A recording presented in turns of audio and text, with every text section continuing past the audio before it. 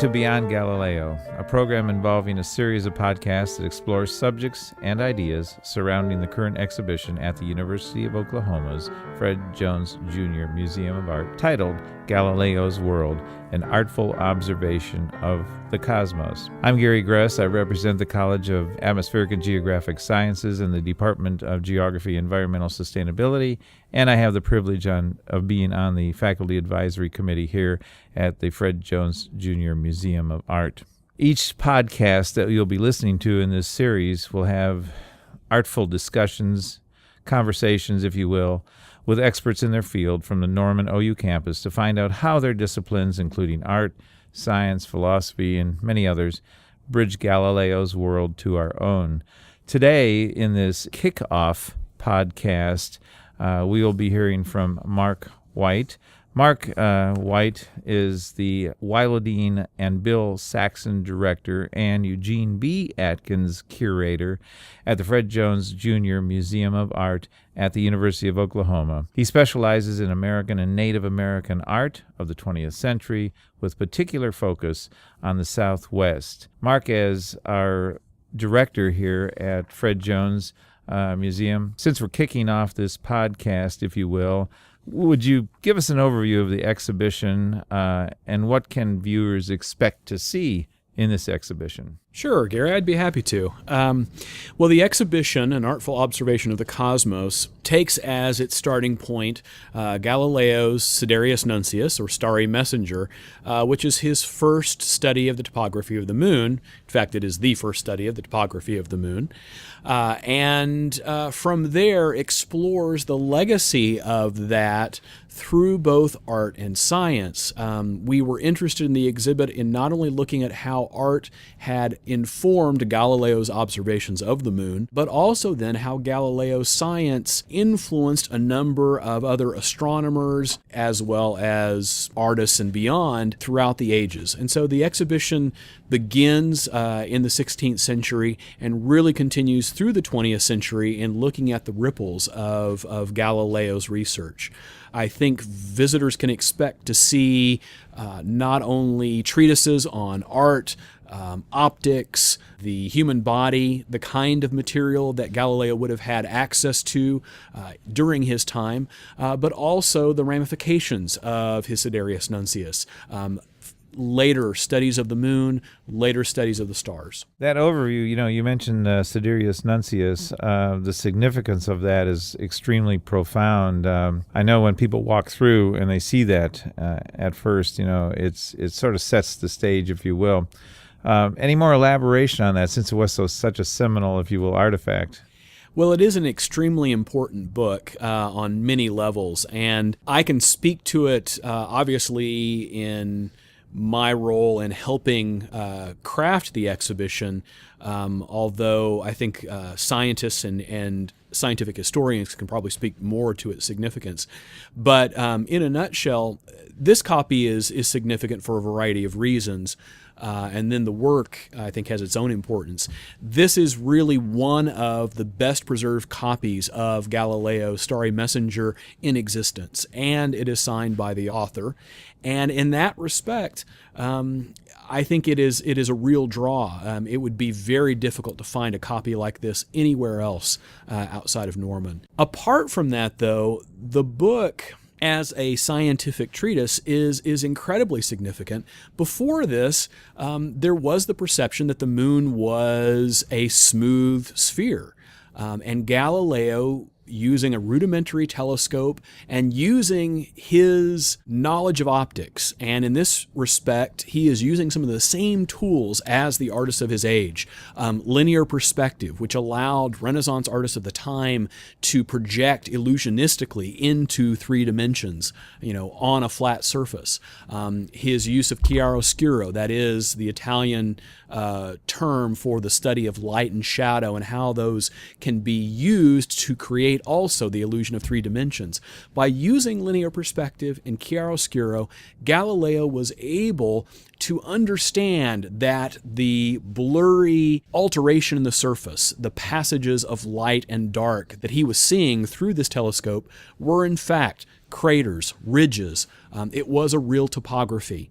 and he was able to associate what he had seen on Earth with that. Mark, as I was walking through the exhibition myself, I was struck by the diversity of this exhibition in general, and I was thinking families, because it is so family-oriented. I was thinking as far as all the visuals, all the artifacts, and how it just sung to me as far as family participation is concerned and family involvement. I think maybe that was something that maybe you would like to talk about. Well, one of the themes of the exhibition is exploration, investigation, and I think for our families, we wanted to further that in an educational experience. And so we have done so primarily through our educational space, which allows our viewers, both young and old, to think about not only the constellations, but also many of the themes that are picked up throughout the exhibition. So there are hands-on activities that they can do in that space, but there's also a gallery guide that allows them to walk through the exhibit and think about some of the issues that are raised within the context. And so the gallery guide addresses issues like observation through a telescope, the way in which we configure constellations or have configured constellations historically, the way in which one might use linear perspective to think about a three-dimensional space. And so I think that there are opportunities for parents and their children to explore, as Galileo did, the cosmos, and to think about and use some of the same tools that he used. I mean, there's a lot of visual arts, if you will. And, of course, this relationship, I have to ask this, what relationship did Galileo have to the visual arts? Maybe an obvious question, but a good question to explore, I think. No, it's an important question. In this day and age, we tend to think often of art and science as going in different paths. And that was not really true. I would say it's never really been true, but it certainly was not true in Galileo's time period. Art and science went hand in hand. And as I mentioned, Galileo was making use of linear perspective, chiaroscuro optics, all of which were being put into service mostly during his age in service of art, not in terms of science. And so Galileo actually, I don't know if you could say co-ops, but he makes use of these techniques as a way of confirming his theories about the moon. I used to tell my former students that one of the ways in which art and science came together, and in fact why you often see colleges of art and science still, is because both were aimed at truth or truths. Now, they might approach that in different ways, but I think that that's very, very true. And one of the, I think, more satisfying examples of that I recall from the not-so-distant past was the movie Contact, which, of course, is based on Carl Sagan's famous novel.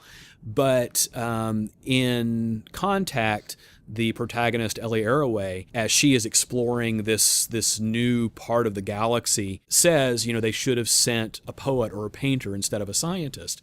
And it's not because she necessarily feels totally inadequate to do the research, but because she realized at a certain point that art had as much validity in furthering the frontiers of human knowledge as did science. It was just a different perspective. Besides or beyond art and science, how does this exhibit, because future podcasts will be most definitely addressing this, relate to other disciplines? This exhibit, I think, employs a number of different disciplines within the objects displayed. Obviously, the most notable is astronomy.